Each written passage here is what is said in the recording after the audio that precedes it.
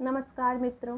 पिछले भाग में मनुस्मृति में स्त्री संबंधी प्रक्षिप्त स्थलों की चर्चा करते हुए वेदों में स्त्रियों के संबंध में क्या कहा गया है की चर्चा की गई थी।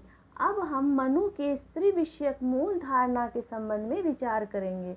वस्तुतः मनुस्मृति में स्त्री विरोधी प्रक्षिप्त स्थलों के अतिरिक्त भी बहुत सारे ऐसे श्लोक हैं जिनमें मनु ने स्त्रियों को अत्यधिक सम्मान, श्रद्धा और उच्चता प्रदान करते हुए उन्हें घर की स्वामिनी, गृहलक्ष्मी, देवी आदि से संबोधित करते हुए उन्हें सुखों का आधार बताया है, जो मनुस्मृति के प्रसंग, विषय एवं शैली के अनुकूल है। उदाहरण के तौर पर मनुस्मृति के अध्याय 3 के श्लोक संख्या 55 से 57 श्लोक में यह कहा गया है कि पिता, भाई, पति आदि द्वारा स्त्रियों का सत्कार करना चाहिए। जिस कुल में स्त्रियों का सत्कार पूजन किया जाता है उस कुल पर देवता प्रसन्न रहते हैं। जहाँ सत्कार पूजन नहीं किया जाता है वहाँ सभी धर्म कर्म निष्फल होते हैं। जहाँ स्त्रियाँ शोक में रहती है उस कुल का विनाश हो जाता है। अध्याय 3 के ही श्लोक 59 से 61 में कहा गया है कि सत्कार के अवसर, विवाह आदि उत्सवों पर सदा गहना, वस्त्र, भोजन आदि से स्त्रियों को संतुष्ट करना चाहिए। जिस कुल में स्त्री अपने पति से और पति अपनी स्त्री से संतुष्ट रहते हैं उस कुल का अवश्य कल्याण होता है। अध्याय 9 के श्लोक 11 के विवेचना से स्पष्ट होता है कि घर में अग्निहोत्र आदि धार्मिक कार्यों में आयोजन की मुख्य जिम्मेदारी मनु ने स्त्री को दिया है। वहीं इसी अध्याय के श्लोक 12 में कहा गया है कि विश्वास पात्र मनुष्यों से घर में रखवाली कराने से स्त्रियां रक्षित नहीं होती, बल्कि जो अपनी सुरक्षा स्वयं करे वही सुरक्षित हो सकती है। वहीं इसी अध्याय के 10वें श्लोक में कहा गया है कि स्त्री को कोई भी दमन पूर्वक नहीं रख सकता। बिना किसी पक्षपात के स्त्री पुरुष दोनों को समान स्तर का मानते हुए मनु ने स्त्री पुरुषों को ऐसे सुझाव दिए हैं जिनसे स्त्री की पुरुष के पूर्ण अधीन रहने की मान्यता स्वतः खंडित हो जाती है। 9वें अध्याय के 96वें श्लोक में कहा गया है कि ईश्वर ने गर्भधारणार्थ स्त्रियों को रचा और संतान पैदा करने के लिए पुरुष को रचा है, इसलिए स्त्री पुरुष के साथ में धर्माचरण करना चाहिए। इसी अध्याय के श्लोक संख्या 101 और 102 में कहा गया है कि स्त्री पुरुष को मरण पर्यंत आपस में प्रेम पूर्वक रहकर धर्म आदि चतुर्वर्ग फल को प्राप्त करना चाहिए।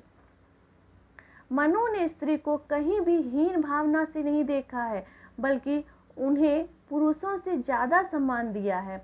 अध्याय 2 के 113वें श्लोक में, जो कहीं कहीं 138वें श्लोक के रूप में अंकित है, में स्त्रियों के लिए मार्ग छोड़ देने का निर्देश है। वहीं अध्याय 4 के 180वें श्लोक में कहा गया है कि पत्नी से कभी झगड़ा नहीं करना चाहिए। मनु प्रत्येक धार्मिक कार्य में स्त्री पुरुष का समान अधिकार समझते हैं। अध्याय 2 के श्लोक संख्या 29 एवं 30 में जात कर्म के अवसर पर चाहे बालक कन्या हो या पुत्र, दोनों के लिए मंत्रोच्चारण पूर्वक सहज चटाने का विधान किया गया है। मंत्रवत प्राशन शास्त्र सिद्ध करता है कि मनु मंत्रोच्चारण या श्रवण आदि कार्यों में स्त्री पुरुष का भेद नहीं करते हैं।